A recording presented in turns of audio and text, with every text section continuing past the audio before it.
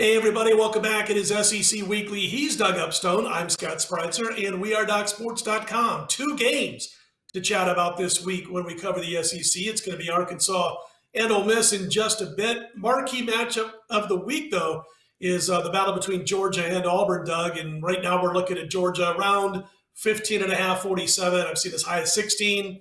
I've seen as low as 15 in a couple of Vegas books today.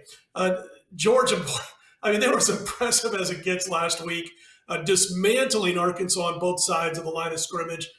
Doug, my question to you to kick things off, how does Auburn hang around in this one, not just to cover the big number, but potentially to pull the big upset? What do they got to do to get it done? Well, we go between the hedges, so that's a good thing. So that's always a famous line about this game. Auburn comes in 4-1, 3-2 against the spread. First-year coach Brian Harsin, he's done, I think, a good job. He kind of struggled in the preseason with some issues with on the field and off the field, but you know what? He's a tough guy, and his team seems to have already accepted that type of mentality. We're really, it's only 5 games in, but the difference to me in looking at Harsin, how his team played versus Malzone, there's a lot more discipline. And one of the things that you always saw with Auburn, especially in the last 3 or 4 years, they'd have, and we've kind of talked about this with other teams, but super highs, but then just really flat performances also. And this seems to have balanced out a little bit more. Again, like I said, it's early. The Georgia State game was the lull game, but that came between Penn State and LSU. So I don't think that's I don't think that's unusual. Now, the Tigers defense, Scott, against the run, they are super, okay? They're 8th net in the country right now, and they're going to, though, go up against what, at least last week, was a beast of a Georgia offensive line. So this will be definitely something, I think, to watch and be of interest. Now, Bo Nix is their quarterback, and, Bo Nix, let's put it this way. If I was standing somewhere where he was either using a bow and arrow or an axe, I wouldn't feel safe, okay, because his accuracy is not great. He's right around 58% on the season, but he is a playmaker, okay, and that's his biggest attribute, for this team and basically in his career. Whether that's going to be enough, I'm not sure, but he's got a very good offensive line. They're 12th in the country in terms of rushing yards, and they're number 2 in the country in yards per rush. Now, that by the way, that's at 6.8 yards per carry. Now, going against Georgia's defense, do I think that's going to happen a lot? No, not really. But that, to me, is kind of the key, to this game. If they can run the ball, keep the Georgia defense on the field, it at least gives them a chance to cover, Scott. Now, what do you got on Georgia? Don't get too involved in reading your press clippings. Okay, I'm done. No, I'm just kidding. But, just keep doing everything that they've been doing thus far. And I'll get to that in just a moment. But don't get caught up in how good you are. That's one of the big keys, I think, to the Georgia Bulldogs for most of the rest of the season until they get to the SEC championship game, if they do. I don't care about Auburn's first 2 games. They went up against outmanned opponents. They lucked out against Georgia State. That was SEC officiating at its very best. We're not going to let Auburn lose this game. The incompletion was as obvious as it gets. It was called a completion. They score a couple plays later when it should have been Georgia State football and game over. I look at Auburn, though, in that game and the last 2 games, so last 3 games overall. You mentioned Bo Nix. Doesn't matter which quarterback's been out there. They both haven't been able to hit the broadside of a barn with their passing.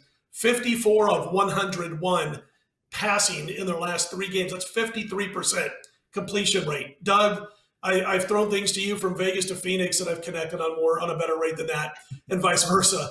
Listen, they haven't thrown any picks, so there is that. A couple of touchdowns on those 101 passes, no interceptions, so I'll give them credit for that. But you don't beat an elite defense like Georgia's, arguably the best in the country, talent-wise, coaching-wise, and everything else, by hitting 53% of your passes. You can't be one-dimensional. So, Georgia, don't get caught up in your press clippings. Do what you're doing. You're giving up 5 points per game and 180 or whatever it is yards per game.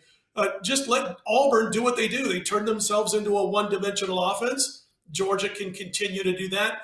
Don't allow any dump offs. Don't allow, as you mentioned, don't allow Bo Nix to create. You got to keep that pocket around him, but you also can't overplay. You can't overplay the quarterback and allow him to escape and bust off 10 or 15 yarders on third downs. So I think you're going to be able to do that if you're the Georgia Bulldogs. Offensively, doesn't matter to me who's playing quarterback for Georgia right now, Daniels or Bennett, because this team is so nasty up front of the offensive line. They're so nasty at running back. They've got good receivers, and I think they can do just what they've been doing and still win by 14 to 17 points. Will they cover the spread?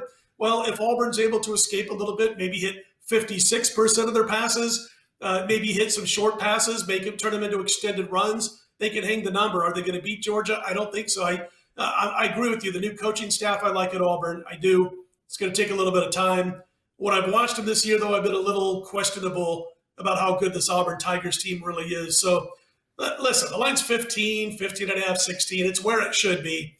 Georgia wins outright by 2 touchdowns. I don't want to mess with the point spread, Doug. How about you?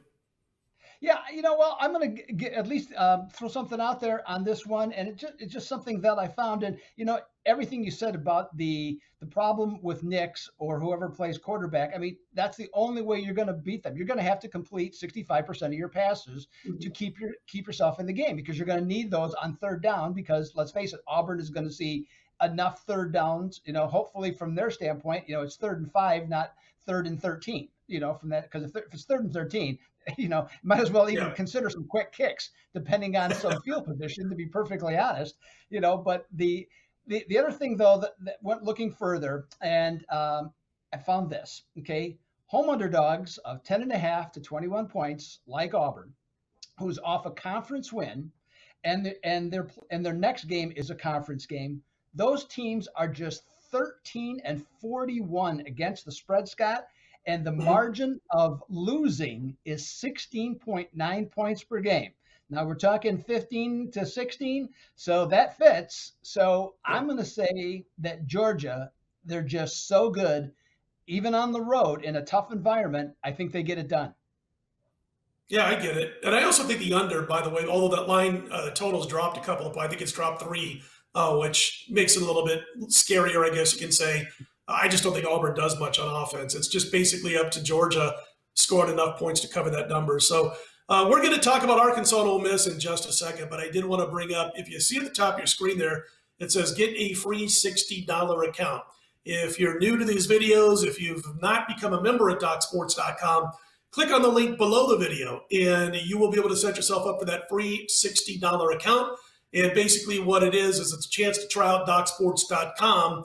And you can use those free $60 on any of Doug Upstone's daily packages, any of mine, anybody else on the roster over at DocSports.com. It's good for football. It's good for baseball, hockey starting on Tuesday, this upcoming Tuesday, as far as the regular season. So it's good for all that stuff, the daily packages, again, at DocSports.com. Let's tackle Arkansas Ole Miss, because this is a survival game, if you will. Doug, because both teams come off of big games last week and also big losses last week. Ole Miss in this one is laid 5.5 to 6, total 66.5, 67 in that neighborhood. I went against Arkansas last week. I wasn't a believer. I thought they were in a tough spot also coming off the big win over A&M, and just thought Georgia would get the win. Now, having said that, it was only a 3-star play, but still it was a play on Georgia. They rolled 37-0. Let's be honest here. Did I expect 37-0? No. Did I expect a wide margin win? Yes, because they were laying anywhere from 16.5 to 18.5, depending on when you got it. But 37-0 and the way they manhandled them was not something that I expected. We got the win. We're happy about it, of course. Listen, Ole Miss showed that they are not ready yet to be included in the Bama-Georgia sentence when it comes to potential national championship play. So it is survival mode. I mentioned last week in my analysis when it came to the play against Arkansas, that I didn't trust KJ Jefferson against the Georgia defense, that his accuracy is not the greatest, and their offense got shut down. This week, you got the Rebel quarterback, Matt Corral, who went into last week as a Heisman contender. Doug, he's got a chance to make up for maybe his worst performance ever as a collegiate quarterback when they got beat last year by Arkansas 33-21. He threw 6 picks in that game. I've said enough already. You're taking Arkansas Ole Miss, and then I'll talk a little bit more about mine. Sure. Well, and this was Scott. Well, you were the more astute person last week because I took a flyer on Arkansas, and the reason I did is I thought that from the standpoint I thought they could be physical enough in that game to compete, and all of your points were correct. About KJ Jefferson. I just thought they would have enough there, but literally from the or let's say the second snap of the game, they got bullied. Okay. And they got their butts kicked the entire game in the line of scrimmage. And there is nothing that is more demoralizing to a team than, it's one thing to get beat. It's one thing, and it's another just to get your butts. I'm trying not to, use the wrong language here, but they got whipped. Let's just put it that way.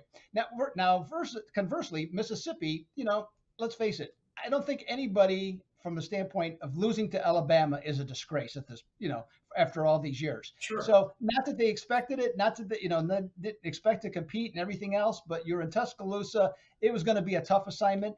They did what they could. They got whipped early themselves, but they never gave up. Okay, so they get some credit. Well, now they get to come home. Ole Miss does. And so that's a huge positive. As you mentioned, Corral had a poor game. They're going against a team now that is playing its third straight ranked team, okay, this being Arkansas, and their second in a row on the road, okay? I think it's going to be tougher for Arkansas to rebound from what just happened to them, okay? And then besides that, you're playing a completely different style going against a team that play, not looking to kick your butt, but rather just to play fast, keep you off balance, and all of a sudden you're on your heels again right from the start, and then all those thoughts come back into your head again. I'm just not sure that Arkansas or the Hogs are ready to do that in this particular case. And I also like the fact that Ole Miss is 19-8 against the spread as a home favorite of 3.5 to 7, and Lane Kiffin, he's 8-3 in his last 11 as a favorite. I'm going to run with the Rebels on this one, Scott. Yeah, I was looking at both teams' body language after the games last week, recorded the games, and when I got home from being out of town, kind of watched just how they were acting after the games were over. And Ole Miss was disappointed, obviously. You always want to go out, you want to pull that major upset.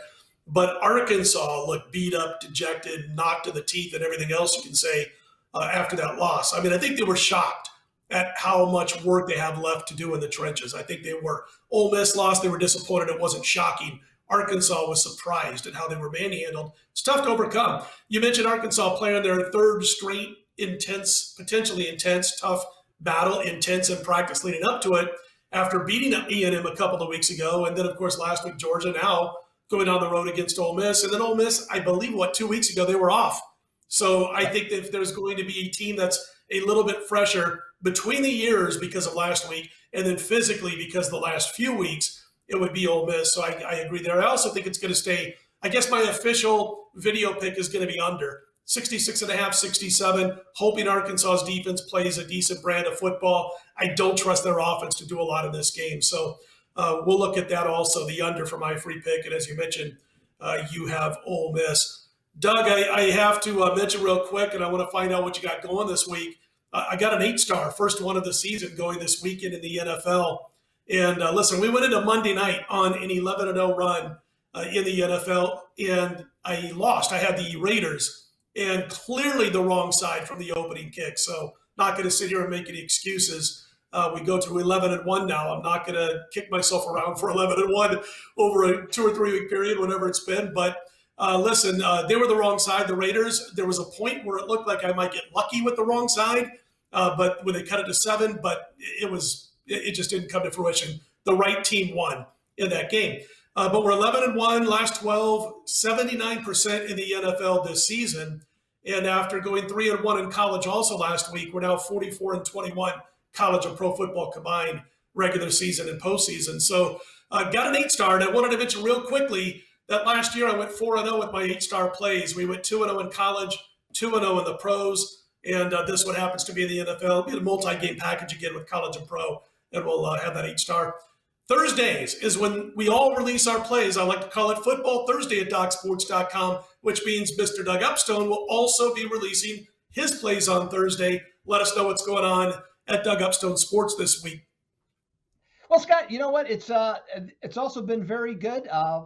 The last month, 1911 overall between college and pro football. So take that. Was that 63.3%, as I recall? So that's been strong. $3,200 in terms of units.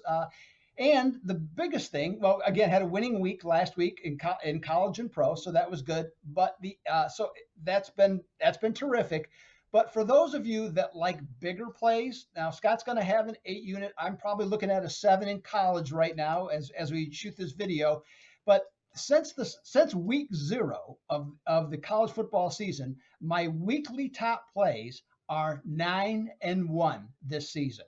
So the top plays have just been fantastic. And I got, like I said, I'm at least a 7 unit in college, probably looking at a 6 in the NFL. So I am ready to go, Scott, like yourself. And I think there's some really good opportunities out there this weekend on some things. And like, I'm glad to hear you're very clear as to what you're going to take with that 8-star. I got a couple of plays that, I can shift around it. So, well, I'll see how it turns out tonight when I let's say nail it all down. But you know what? I'm excited. I really like how things are shaping up. I think we should have a very, very good weekend. I know you promised no math, but even I know that's 90% with your top plays against the spread. That's pretty hot. But anyway, I wanted to say real quick story about this past weekend because I had a game of the month in college on Michigan State against Western Kentucky. And I'm out of town and I'm enjoying nice dinners, keeping an eye on the football games, all that stuff. And all of a sudden I see a 42-16 halftime lead, laying 10.5, 11 with the Sparty. They're up 42-16. I'm like, well, they're halfway to 84. I think I can cover 10.5, 11 if I get 84. They got 2 field goals in the second. They almost blew it, Doug. So I'm sitting there eating, and I'm like, oh, my God, are you kidding me? And I'm texting back and forth with 2 bettors who were still in Vegas, and we're like pulling our hair out. And I ain't got that much hair left, but they cashed anyway. So it was just one of those games where I was like, phew, after it was all over with, after thinking I wasn't going to sweat when it got to halftime. Anyway, good stuff, Doug. You're red hot. Stay red hot. Let's both do that. And again, you can find all of our picks at DocSports.com on our personal homepages every day of the week. Baseball playoffs underway. Hockey starting on Tuesday, regular season. He's Doug Upstone. I'm Scott Spreitzer. We are DocSports.com. Let's put him in the win column.